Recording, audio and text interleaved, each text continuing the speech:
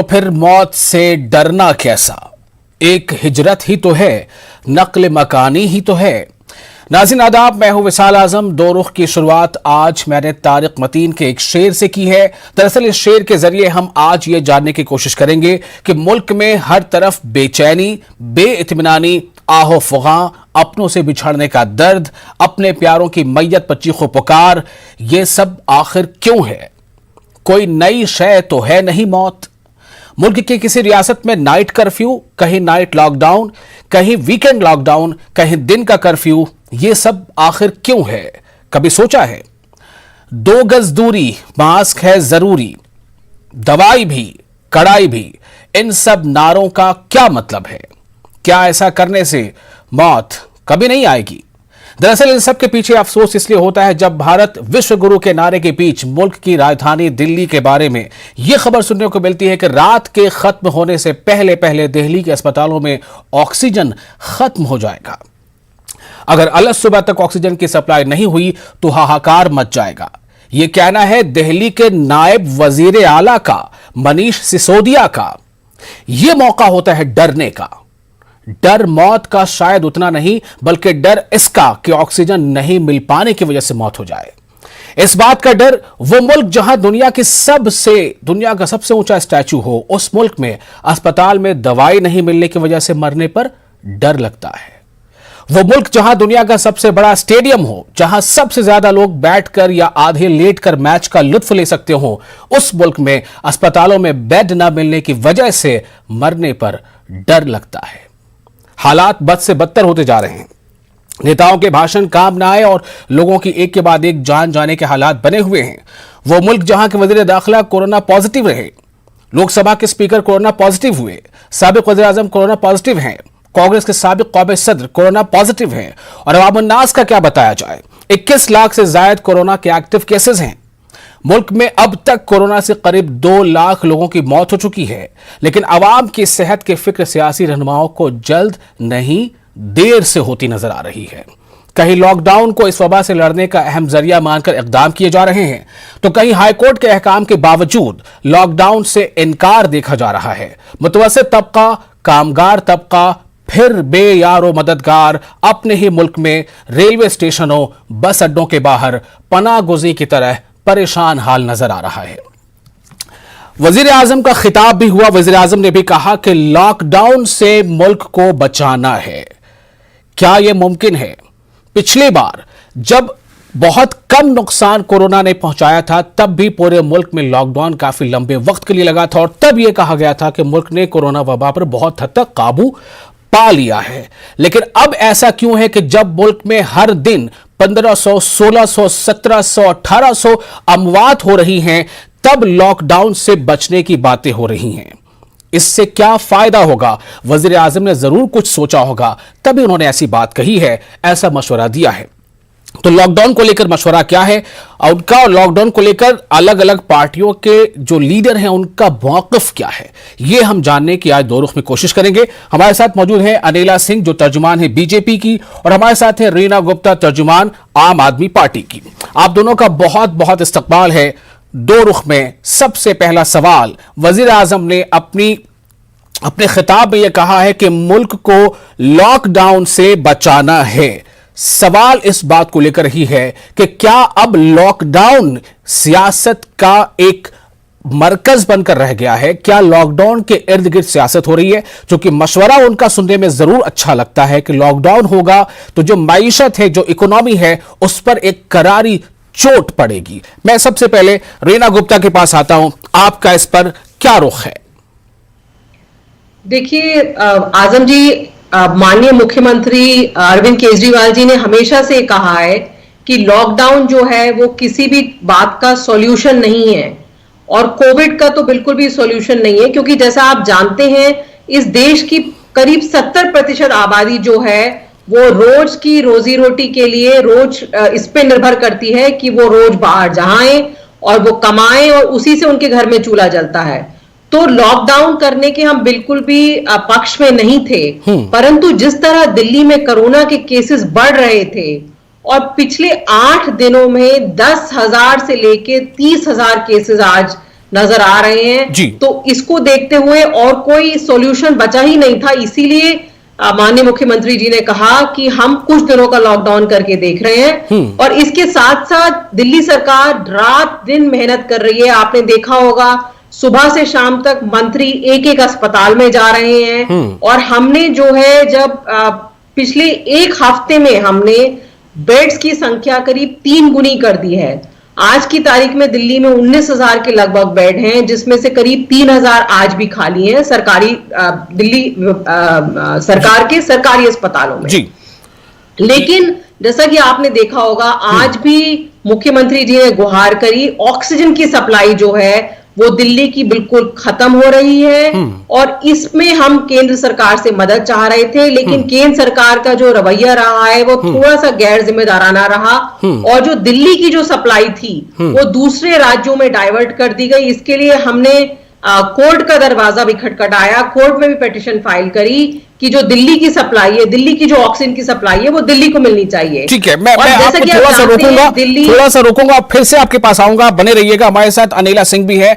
अनिला सिंह जी, इस्तकबाल करते हुए आपसे सवाल इतना ही है, जैसे अभी अभी कहा इन्होंने रेना गुप्ता ने कि केंद्र सरकार यानी मरकजी हुकूमत ने पार्शियलिटी बरती है, दिल्ली को सप्लाई होने वाले ऑक्सीजन को दूसरी रियासतों को सप्लाई कर दिया। मनीष सिसोदिया ट्वीट करते हैं कि रात भर का ऑक्सीजन है, सुबह तक ऑक्सीजन नहीं मिला तो हाहाकार मच जाएगा। क्या ये लॉकडाउन की वजह से ऐसा हो पा रहा है, और क्या लॉकडाउन जरूरी नहीं है, लॉकडाउन जरूरी है? क्या है इसके बीच की सियासत? देखिए, सबसे पहली बात तो ये है कि मुझे तरस आता है ऐसे राजनेताओं के ऊपर, और खासतौर से जब मुख्यमंत्री उप मुख्यमंत्री इस प्रकार की बातें करते हैं कि कोरोना वायरस को लेकर जब राजनीति करते हैं तो कहीं ना कहीं इनको शर्म आनी चाहिए। क्योंकि कोरोना जो है वो किसी राज्य या किसी राजनीतिक दल या किसी राजनेता को या किसी धर्म को या किसी जाति को नहीं देख रहा है, वो तो इन्फेक्शन हो रहा है। अब भारत में रहने वाले हर भारतीय की रक्षा करना, हर प्रकार से रक्षा करना देश के प्रधानमंत्री का कर्तव्य होता है। और देश की जो केंद्र की सरकार है वो ये नहीं देख रही है कि दिल्ली प्रदेश में भैया डाइवर्ट कर दो, ऑक्सीजन कहीं और पहुंचा दो, दिल्ली में जो लोग हैं उनको परेशानी होने दो। कैसी बातें करते हैं ये लोग? कुछ बुद्धि का इस्तेमाल कर लिया करें ना। कोरोना वायरस एक ऐसा वायरस है जिससे हम सबको लड़ना है। अरे राजनीति अपनी आती जाती रहती है, चाहे मुख्यमंत्री की कुर्सी हो, प्रधानमंत्री की कुर्सी हो, आज एक है कल दूसरा होगा, पर जिसकी जान चली जाएगी वो क्या वापस आएगी? और ये चीज देश के प्रधानमंत्री जी अच्छी तरीके से समझते हैं जी। रीना कुछ कहना चाह रहे? रीना जी बोलिए।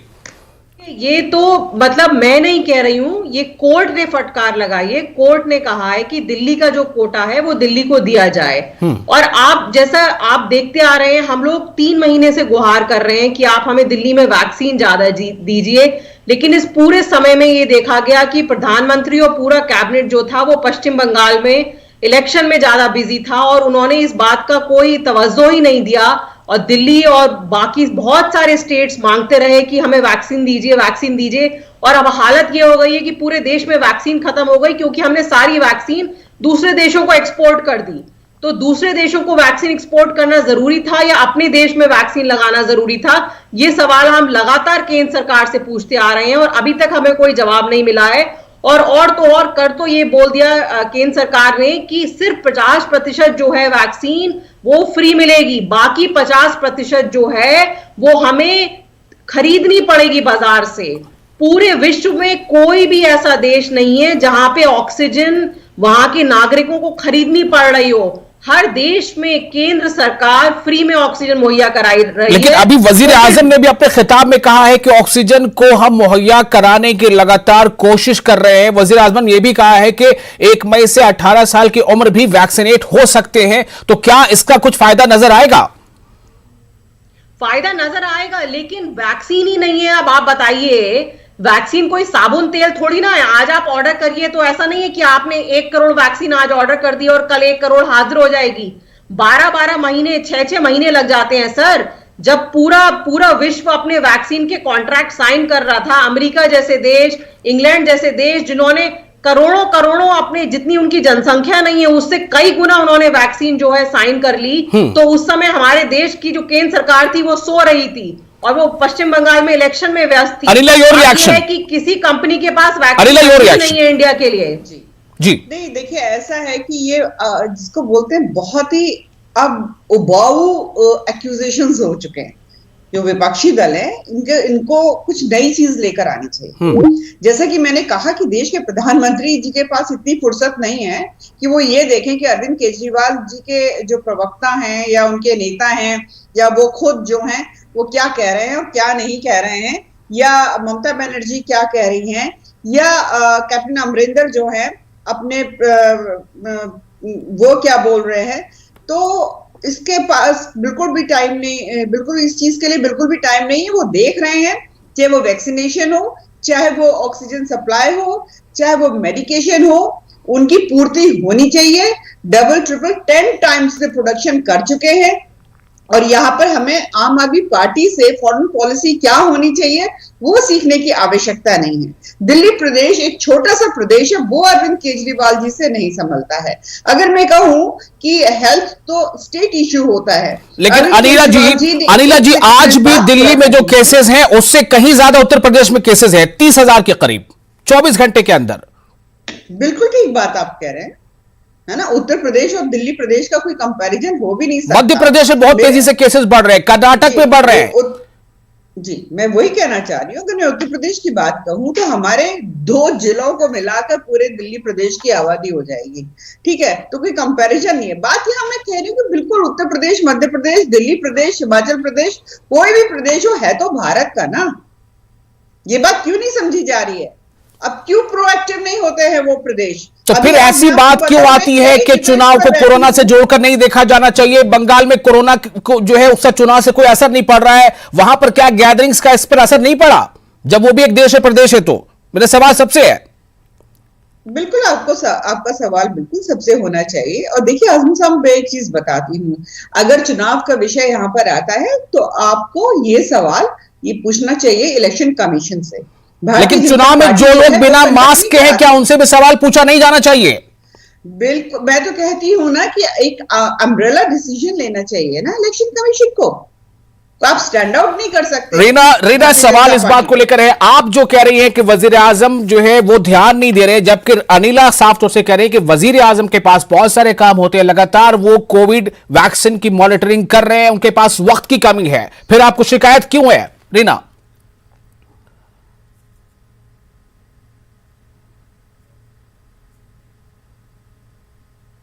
जी रीना, आपको मेरी आवाज मिल पा रही है?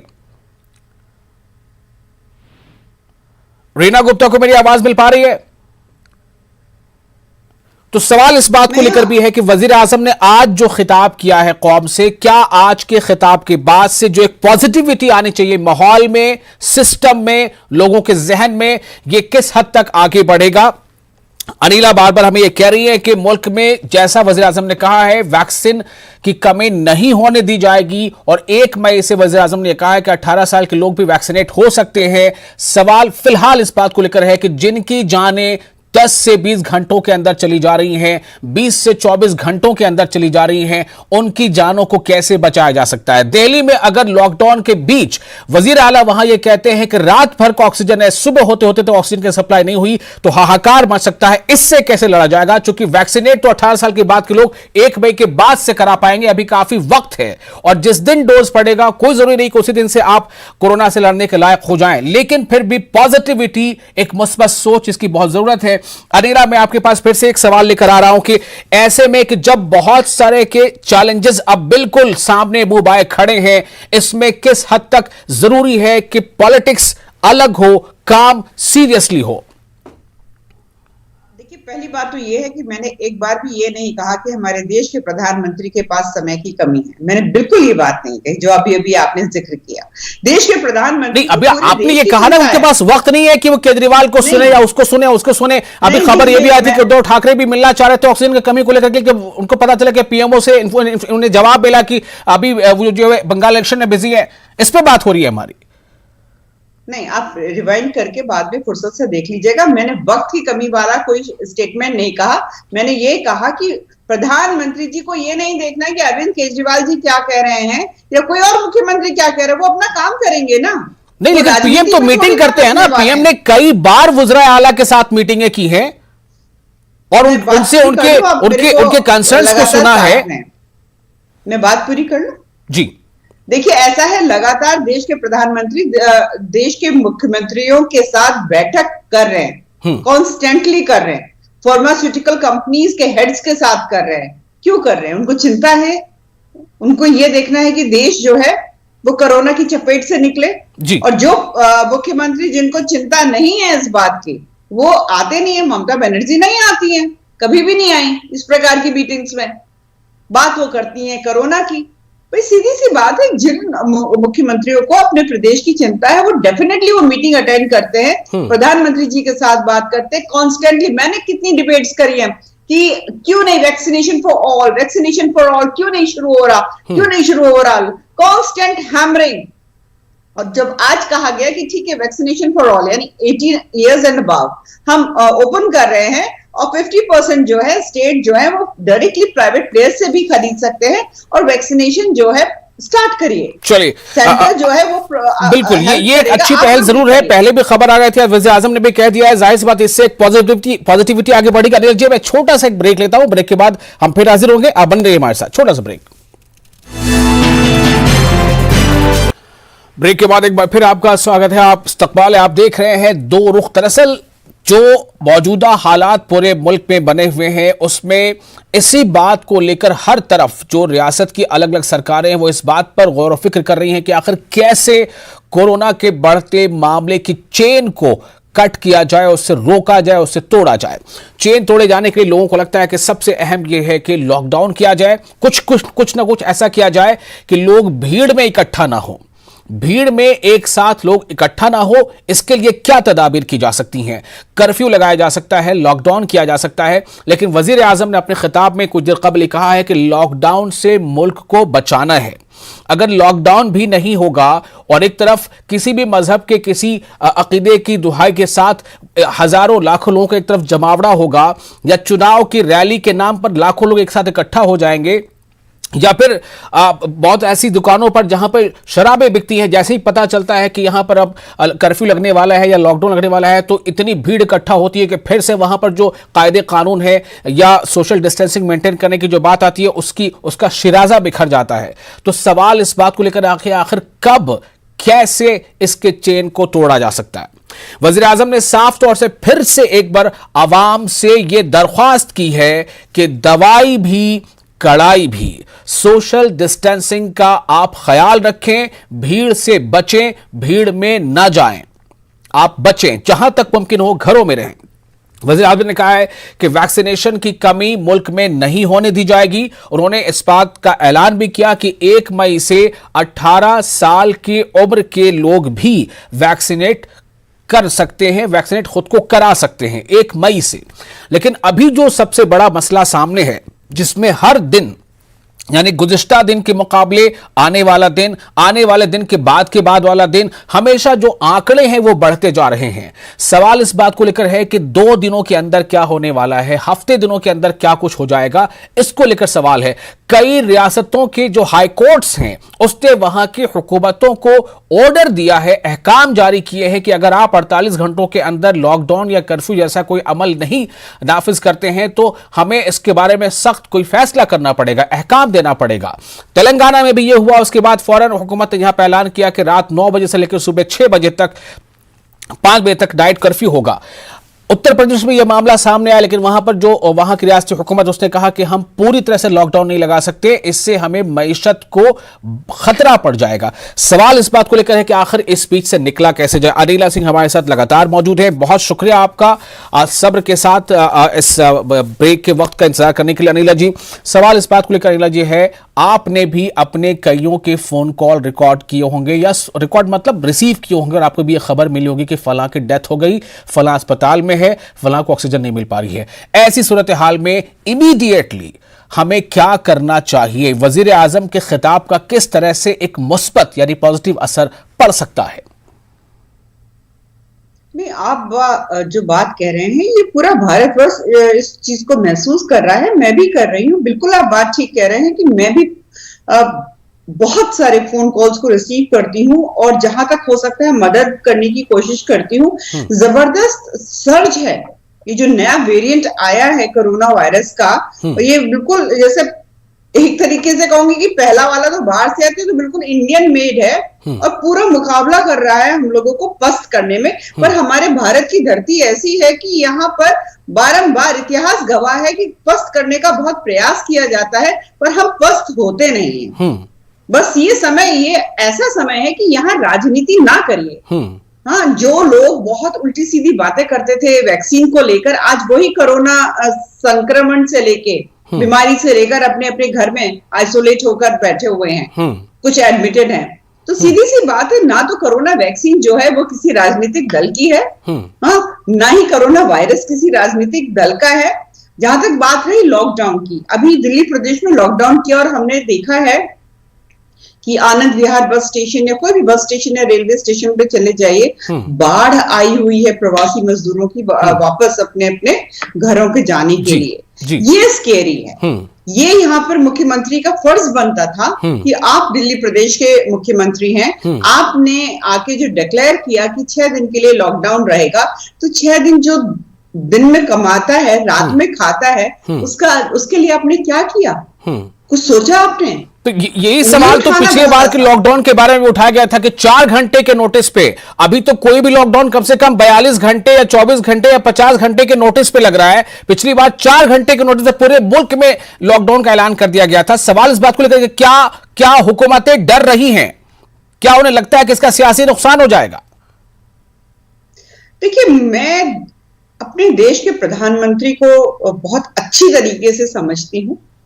उनको जो फैसले लेने होते हैं ना, उनके दिमाग में, आप यकीन मानिए, मैं भारतीय जनता पार्टी की स्पोक्सपर्सन जरूर हूं, पर उससे पहले एक इस देश की नागरिक हूं और उसके नाते मैं आपको बताती हूँ। और जब से ये प्रधानमंत्री बने हैं, आप देख लीजिए, अगर इनको फैसला लेना होता है तो इनके दिमाग में एक ही चीज होती है कि मेरे भारत पिछले साल से 2020 से हमने क्या सीखा, हमने क्या तैयारी की इससे लड़ने के लिए?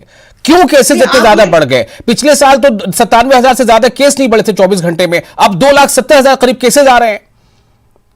इसके देखिए, सबसे पहली बात तो ये है कि जब पहली बार कोरोना का वार हुआ था हम लोगों के ऊपर, और उसको हमने बहुत अच्छी तरीके से कंट्रोल किया। हाँ, लॉकडाउन किया, उस वक्त सबके लिए ये बहुत नया प्रकार का वायरस था, कुछ समझ में नहीं आ रहा था कि क्या किया जाए, कैसे किया जाए, चेन को कैसे तोड़ा जाए। लॉकडाउन उस वक्त की मजबूरी थी। अब हम इसको बेहतर तरीके से समझते हैं, परंतु ये एक नया तरीके का वेरिएंट आया है। पहले वाला जो वायरस था उसने अपने आप को बदल लिया, रूप बदल लिया है। तैयारी अभी है, पर एकदम से जो सर्ज आया है, हमने देखा है कि महीने भर में ये सर्ज क्यों आ गया? सर्ज क्यों आ गया एकदम से? क्या लोगों ने 2 गज दूरी का पालन नहीं किया? देखिए, इसमें तो कोई दो राय है ही नहीं कि जो कोरोना प्रोटोकॉल है, लगातार हर प्लेटफॉर्म से बताया भी जा रहा था, पेनल्टीज और फाइन्स भी लग रहे थे, उससे ज्यादा अवेकनिंग की बात हो रही थी। पेनल्टीज और फाइन्स चलिए एक सिंबॉलिक हो सकता है, लगातार बताया जा रहा था, उसके बावजूद भी इसमें कोई दो राय नहीं है। हमने देखा कहीं पे भी, चाहे वो राजनीतिक रैलियां हो, चाहे वो बाजार हो, चाहे वो रेलवे स्टेशन हो, कहीं पर भी हो, जो कोरोना प्रोटोकॉल है कि मास्क लगाइए, दूरी रखिए। कुंभ में भी लगातार लाखों के स्नान होते चले जा रहे हैं और सीएम ये कहते हैं कि आप डुबकी लगाएंगे तो आपको कोरोना नहीं होगा। क्या इसने बढ़ावा नहीं दिया लोगों को? देखिए, भीड़ कहीं पर भी होगी, कहीं पर भी होगी। मैं यहाँ पे धर्म और जाति को बिल्कुल नहीं लेकर आऊंगी। भीड़ जहां पर भी होगी, कोरोना वायरस कहीं नहीं गया, हम लोगों के बीच में है, एक दूसरे से फैलता है जी। तो सीधी सी बात है, कोरोना वायरस वो ये नहीं देखेगा कि अच्छा ये हिंदू है, अच्छा ये मुसलमान है, अब मैं इसके ऊपर अटैक करूंगा, मैं इसको इन्फेक्ट करूंगा, इसको नहीं करूंगा। कोरोना वायरस है। मेरा देश का प्रधानमंत्री, वो हर भारतीय नागरिक के लिए काम करते हैं, डेडिकेटेड है, वो धर्म, जाति या राजनीतिक दल में की नजर से इस वक्त। चलिए, बहुत शुक्रिया आपका अनिला सिंह जी, आपने बहुत अच्छी बातें की। मुझे पूरी उम्मीद है कि जो हमारे नाजरीन हमें देख रहे हैं इस बात को समझेंगे कि कोरोना किसी का रंग, भेद, नस्ल, धर्म नहीं देखता। बस आपको कोरोना से बचना है तो आप मास्क का इस्तेमाल इस्तेमाल कीजिए, अपने आप को भीड़ से बचाए रखिए। मत देखिए कि बड़े बड़े सियासी नेता क्या करते हैं, वो भीड़ में जाते हैं या नहीं जाते, आप अपनी जान की फिक्र कीजिए। वजीर आजम ने जो अपील की है, फिर से उन्होंने अपील की है कि मास्क पहने, दवाई और कड़ाई जरूरी है, इसका ख्याल रखें। शुक्रिया, आदाब।